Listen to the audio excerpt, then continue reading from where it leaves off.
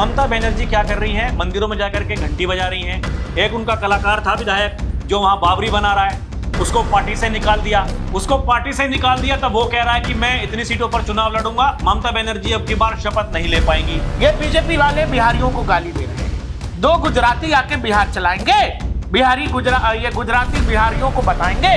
देखिए, चुनाव जीते जाते हैं मेहनत से।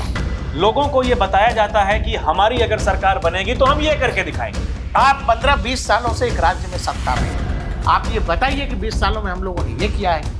बाकी का 20-30% आप वो करिए जो आपके विरोधी आपको करने को मजबूर कर रहे हैं। एसआईआर अगर मुद्दा है तो पूरा कैंपेन थोड़ी एसआईआर पे कर सकते हैं भाई। जैसे उन्होंने मस्जिद बनाने की वहां पर जो प्रक्रिया शुरू करी, नींव रखी, बाबा बागेश्वर अगले दिन वहां पहुंच गए। 6.5 लाख लोग उनकी सभा में पहुंचे, गीता पाठ में। मुहर्रम का जुलूस निकलेगा तो दुर्गा पूजा के पंडालों को काले कपड़ों से ढक दिया जाता है। ये है वेस्ट बंगाल, वो वेस्ट बंगाल जहां का दुर्गा पूजा देखने के लिए पूरे देश से एक दौर में लोग जाया करते थे। बीएलओ परेशान हैं, बीएलओ की जान जा रही है, बीएलओ असुरक्षित महसूस कर रहे हैं। उनको सुरक्षा दीजिए।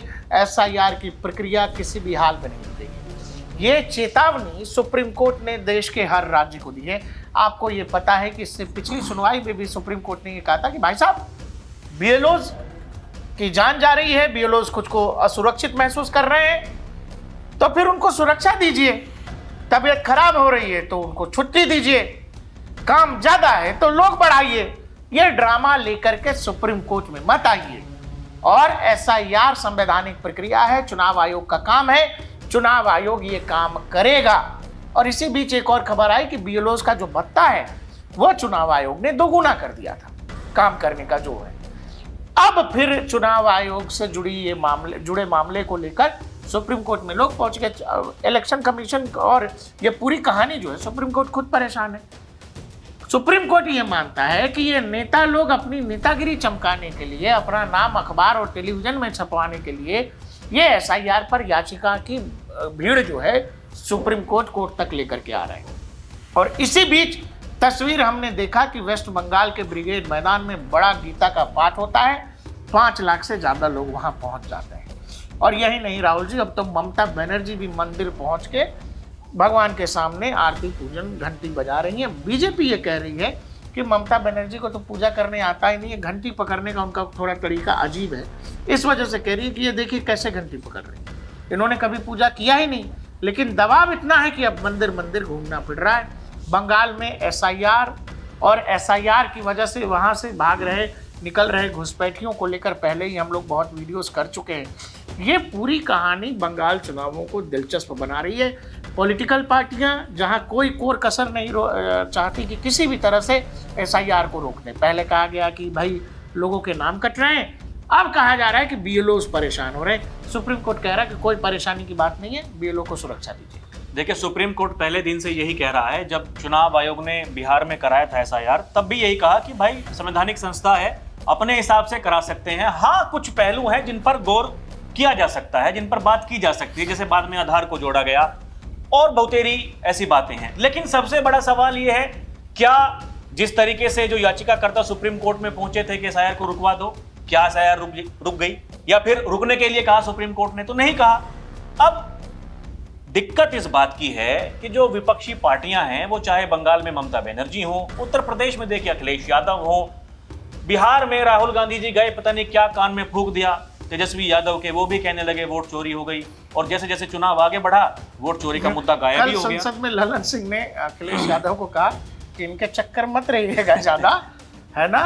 बिहार वालों का हाल देख रहे हैं ना, बिहार में क्या हुआ, ज्यादा इनके चक्कर मत रहो, थोड़ा डिस्टेंस मेंटेन करो। अखिलेश यादव तो पहले ही कह चुके हैं प्रेस कॉन्फ्रेंस में कि जैसे वहां गाने गाए, भैया यहाँ मत गाना, और गाना तो कम से कम हमें शामिल मत करना। हाँ, बताओ, हमें पहले बता देना। मतलब ये खौफ तो है, ये खौफ हो गया क्योंकि नुकसान उससे हुआ ना, क्योंकि काडर समाजवादी पार्टी का भी वैसा है जैसा राजद का। इसीलिए मतलब भरी प्रेस कॉन्फ्रेंस में तमाम टीवी चैनल्स उसको चला रहे हैं। अगर अखिलेश यादव ये बोल रहे हैं कि जो गाने गाए बिहार में, यहाँ उत्तर प्रदेश में मत गाना, गाना हमारा नाम मत लेना भाई, हम और गाना भी गाना तो हमारा नाम मत लेना। कहने का मतलब ये है कि डर तो है, खौफ तो है, क्योंकि देखिए चुनाव जीतने के बहुत सारे कारण होते हैं, चुनाव हारने के बहुत सारे कारण होते हैं, हर राज्य के अपने अलग मुद्दे हैं। लेकिन अगर आप एक ही मुद्दे को हर राज्य में लेकर के जाओगे, कहोगे एसआईआर नहीं होने देंगे, वोट चोरी है, वोटों की डकैती है, तो बिहार में तो लोगों ने बता दिया कि वोटों की चोरी, वोटों की डकैती कैसे होती है। अब बंगाल में तैयारी वही हो रही है। देखिए चुनाव जीते जाते हैं मेहनत से, लोगों को यह बताया जाता है कि हमारी अगर सरकार बनेगी तो हम ये करके दिखाएंगे। पिछली सरकारों ने ये नहीं किया, लंबे समय तक सरकार में रहे, और अगर कोई सरकार में है, जैसे आप तुलना कीजिए, बिहार में एनडीए सरकार में थी, उन्होंने काम गिनवाया। देखिए 1990 से लेकर के 2005 तक क्या हुआ था, 2005 से लेकर के 2025 तक क्या हुआ, तुलना कीजिए, वोट दीजिए। बंगाल में ममता बनर्जी के पास में सबसे बढ़िया विकल्प यह है, 15 साल से सरकार में है, 15 सालों को अपना काम गिनवाइए। कहिए लंबे समय तक वाम खेमे यहां पर रहे सरकार में, लेकिन उन्होंने क्या किया, हमारी सरकार बनी तो हमने ये कर दिया। सबसे बेहतर विकल्प ये है, बीजेपी अगर चुनाव प्रचार करने के लिए जाएगी, वो कहेगी कि अगर डबल इंजन की सरकार बनेगी, जो उत्तर प्रदेश में हो रहा है, जो दिल्ली में हो रहा है, वो गिनवाएंगे, जो बिहार में हो रहा है वहां इतना विकास हो रहा है, हमारी सरकार बनेगी हम ये करेंगे। तो चुनाव ऐसे लड़े जाते हैं, जो मुद्दा है नहीं, आप घुसपैठियों को आप मुद्दा बना रहे हैं, आप कह रहे हैं कि मुसलमानों को टारगेट किया जा रहा है, उसी पे बात कर रहे हैं, केवल उसी पर बात है। पूरा का पूरा चुनावी कैंपेन केवल एसआईआर पे कैसे हो सकता भाई। देखिए एक बड़ी बात मैं आपसे कह रहा हूं, हम लोगों ने पहले भी बहुत बात की है राहुल जी, जैसे अगर आप प्रधानमंत्री या बीजेपी के किसी भी नेता की बात करें, तो वो नेता अपने भाषणों में बात करता है विकास की, क्षेत्रीय मुद्दों की, हमने क्या किया, उन्होंने क्या किया, ये सब बातें करते हैं। ये बातें मतलब प्रोग्रेसिव बातें, पॉजिटिव बात आपको 80%, 70 से 80% मिलेगी। 20% बातें आपको ऐसी मिलेगी कि देखिए ये लोग कैसा गाना गा रहा है, देखिए ये लोग आपको डरा रहा है, उसमें जंगल राज, क्राइम, सब कुछ आ जाता है। मतलब कि भाषण का कोर क्या है, 80% वो बात जो जनता के काम और जनता के हित से जुड़े हुए हैं, और 20% वो जिसमें नैरेटिव की काट करनी जरूरी होती है, जिसमें सामने से कहा जा रहा है कि लोगों की वोट चोरी हो रही है, उस पर जवाब देना है। भाई पॉलिटिकल पार्टी है तो जवाब तो विरोधियों का देना ही पड़ेगा। वहीं अगर आप विपक्ष का कैंपेन बिहार में उठा लें, वो पूरा का पूरा नेगेटिव कैंपेन था। नेगेटिव कैंपेन इस स्तर पर कि भाई लोगों के वोट कर रहे हैं, ये बीजेपी वाले बिहारियों को गाली दे रहे हैं, 2 गुजराती आके बिहार चलाएंगे, ये गुजराती बिहारियों को बताएंगे, इस सब तरह की बातें ज्यादा कही गई। एक दिन में तेजस्वी यादव 40 और 20 रैली जो लोग कर रहे थे, एक आदमी एक दिन में 20 रैली करेगा तो वो जाके कहेगा क्या लोगों को, सिवाय इसके कि ये हमारे उम्मीदवार हैं, इतने नंबर पर मेरे पार्टी का सिंबल है, जाके ये बटन दबा दीजिएगा। इससे ज्यादा नेता के पास कहने के लिए कुछ था ही नहीं। तेजस्वी यादव का पूरा कैंपेन ऐसे ही चला गया। अब जब आप जनता को अपने मुद्दे, अपनी कहानी बता ही नहीं रहे हो, आप कह रहे थे इस लास्ट तक कि हमारे पास ब्लूप्रिंट है, हम सबको नौकरी दे देंगे, 1.5 करोड़ लोगों को नौकरी देंगे, लोग पूछते रह गए, भाई साहब नहीं दे पाए। तो इसीलिए आप ममता बनर्जी को देख लीजिए, ममता बनर्जी क्या कर रही है, वो आजकल केवल एसआईआर। अरे भाई आप 15-20 सालों से एक राज्य में सत्ता में हैं, आप ये बताइए कि 20 सालों में हम लोगों ने ये किया है, बाकी का 20-30% आप वो करिए जो आपके विरोधी आपको करने को मजबूर कर रहे हैं। एसआईआर अगर मुद्दा है तो पूरा कैंपेन थोड़ी एसआईआर पे कर सकते हैं भाई, लेकिन यही चीज बीजेपी को मजबूती प्रदान करती है। बीजेपी के पास दिखाने के लिए बहुत बड़ा कैनवास है कि वो बता देंगे भैया हमने देश भर में ये किया, हम यहाँ भी ये करना चाहते हैं। राज्य सरकार बहुत सारी केंद्र की योजनाओं को अपने यहाँ लागू ही नहीं करती है, ऐसा ही दिल्ली में भी था। इसीलिए आपको ये समझना पड़ेगा, ये जो विरोधी चुनाव हार रहे हैं, ऐसा नहीं है कि बीजेपी हारा रही है, ये खुद भी बहुत मेहनत कर रहे हैं हारने के लिए। राहुल जी देखिए ऐसा है कि जैसे ममता बनर्जी जो कर रही हैं, एक तरफ तो मंदिरों में जा रही हैं, घंटियां बजा रही हैं, ये मंदिर अचानक मंदिरों का दौरा, हम बता रहा हूँ, जनता नहीं समझती है। राहुल गांधी भी बीच में जनेऊ ऊपर पहन के घूम रहे थे, हाँ, जनेऊधारी ब्राह्मण वो भी बन जाते हैं समय समय पर, लेकिन राम मंदिर आज तक नहीं गए हैं। ये भी अपने आप में सवाल है, विषय है जिस पर चर्चा होनी चाहिए, अलग से चर्चा करेंगे। लेकिन बड़ी बात क्या है, ममता बनर्जी क्या कर रही है, मंदिरों में जाकर के घंटी बजा रही है। एक उनका कलाकार था विधायक जो वहां बावरी बना रहा है, उसको पार्टी से निकाल दिया, तब वो कह रहा है कि मैं इतनी सीटों पर चुनाव लड़ूंगा, ममता बनर्जी अब की बार शपथ नहीं ले पाएंगी। तो दर्शकों यहां समझिएगा, जब वो बावरी बना रहा था तो बंगाल की पुलिस वहां मूक दर्शक बन के क्यों बैठी थी? सरकार किसकी है और किसकी सरकार है? क्यों नहीं उसको पकड़ लिया था, या फिर उसके समर्थक थे वहां पर, क्यों वहां पर जाने दिया? माहौल तो बन गया, पूरे देश में माहौल बन गया। बाबरी बन रही है बंगाल में, लेकिन चर्चाएं हो रही हैं पूरे देश में। इधर समाजवादी पार्टी के भी कुछ नेता हैं, ऐसे ऐसे कलाकार हैं, वो कह रहे हैं अरे ठीक तो कह रहे हैं, वो बननी चाहिए। तो यहां भावना जुड़ी होती है, भावना। देखिए, आप यहां तुलना कीजिए, मैं बार बार इस बात को कहता हूं, जैसे उन्होंने मस्जिद बनाने की वहां पर जो प्रक्रिया शुरू करी, नींव रखी, बाबा बागेश्वर अगले दिन वहां पहुंच गए। 6.5 लाख लोग उनकी सभा में पहुंचे, गीता पाठ में। अब बताइए, क्या जब एक जागरण ऐसा हो रहा है, देखिए हिंदुओं की आबादी ज्यादा है, बंगाल में आज भी ज्यादा है।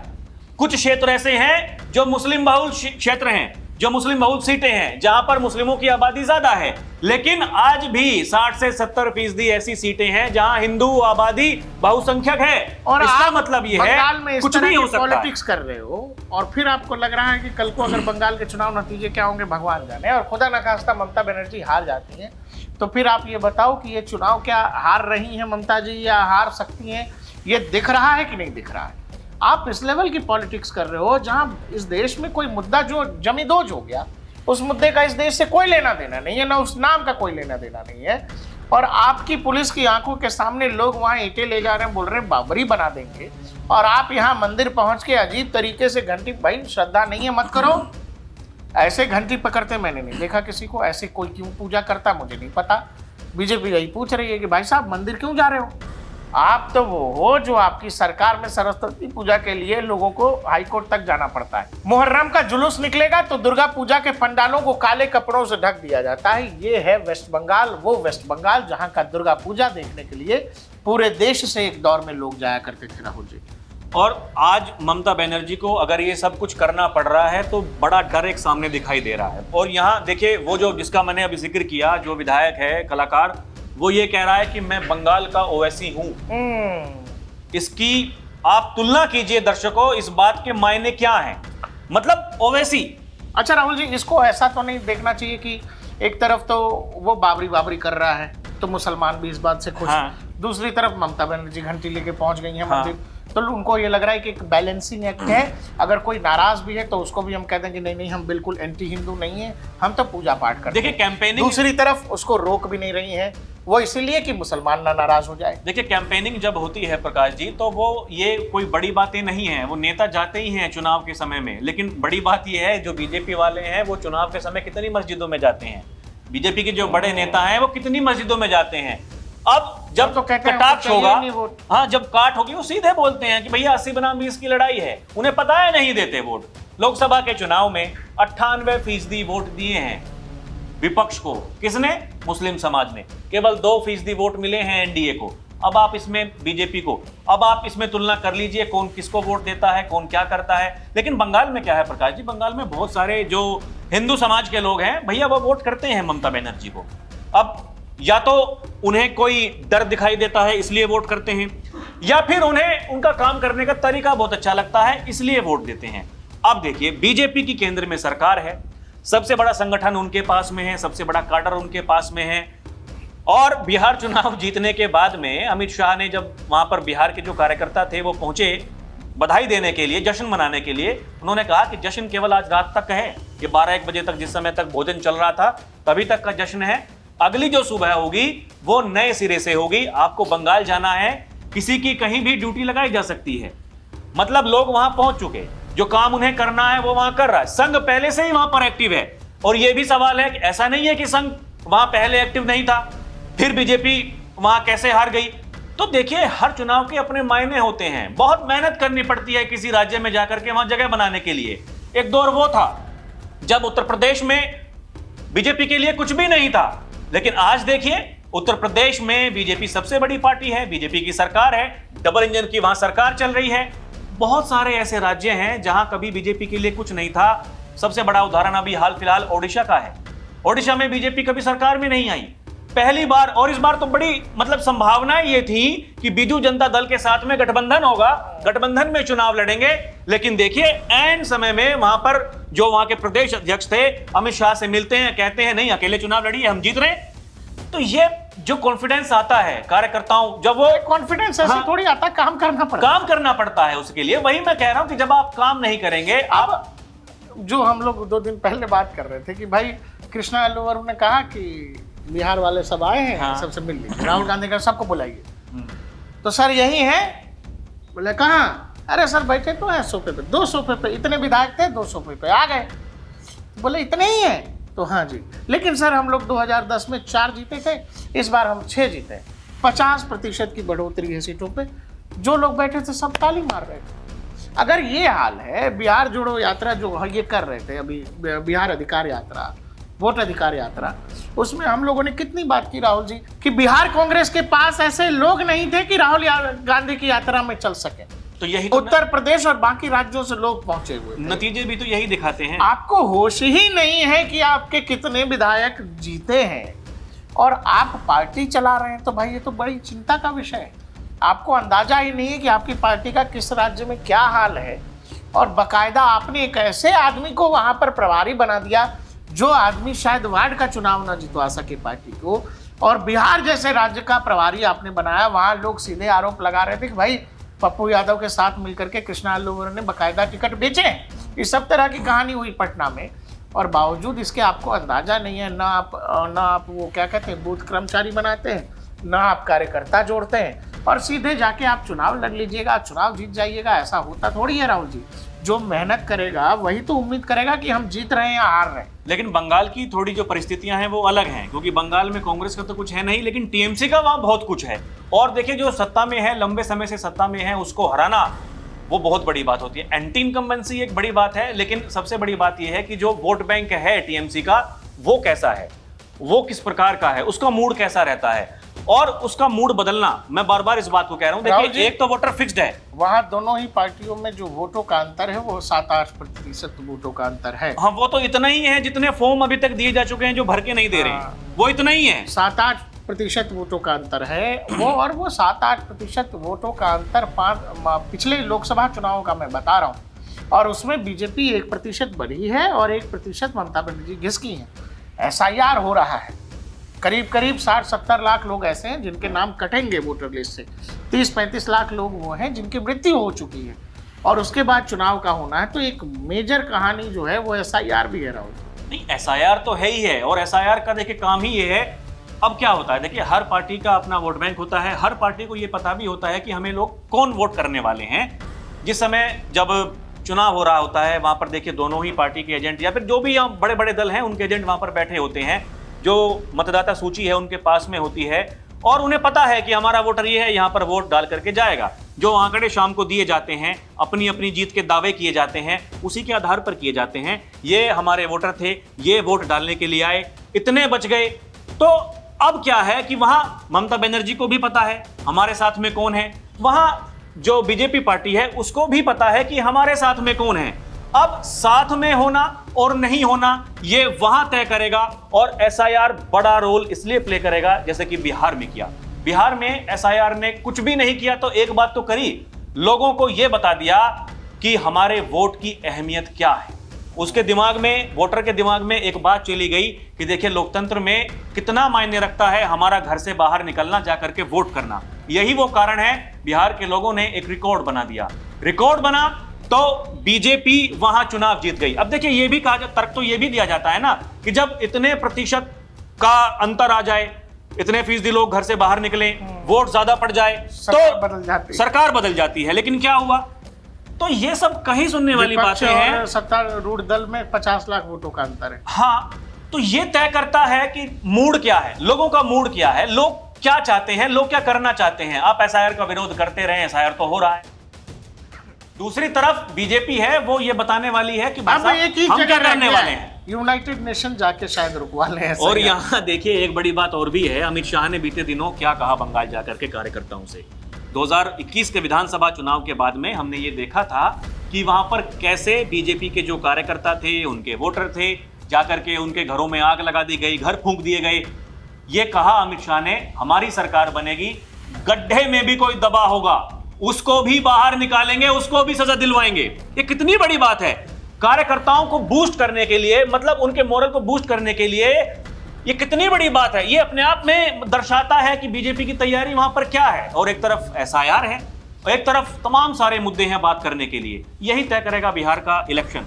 बंगाल में बहुत तगड़ी लड़ाई है और ममता बनर्जी इस बार फंसती नजर आ रही हैं। ये जरूर है कि ममता बनर्जी जब जब फंसती नजर आती हैं लगता है कि फंस रही हैं, लेकिन चुनाव वो जीत जाती है। ये ममता का जादू कह लीजिए या उनका पॉलिटिकल पावर कह लीजिए या राज्य की राजनीति समझ कह लीजिए, लेकिन इस बार फिर से विधानसभा चुनाव में जाने से पहले ममता बनर्जी ऐसा लगता है कि पैनिक बटन दबा है, क्योंकि मंदिर में पहुंचकर घंटी बजाने की कोशिश हो रही है, भगवान से आशीर्वाद लेने का प्रयास हो रहा है। देखते रहिए बीएनपी इंडिया, हर खबर भरोसे के साथ।